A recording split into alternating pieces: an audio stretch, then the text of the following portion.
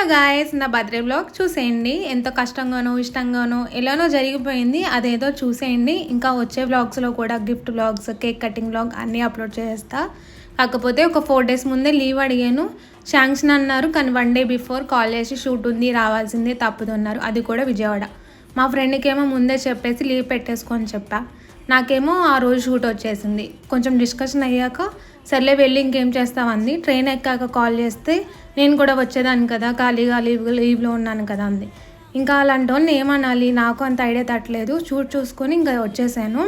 Night 8:30, 9కి ఆ టైంలో తన ఇంటికి వెళ్ళి కేక్ కట్ చేసుకున్నాం. ఎంత జరిగినా ఏం జరిగినా కేక్ కటింగ్ అయ్యాక ఇలా ఫుడ్ ప్రిపేర్ చేసుకొని మంచిగా తినేసి హౌసీ ఆడుకున్నాము.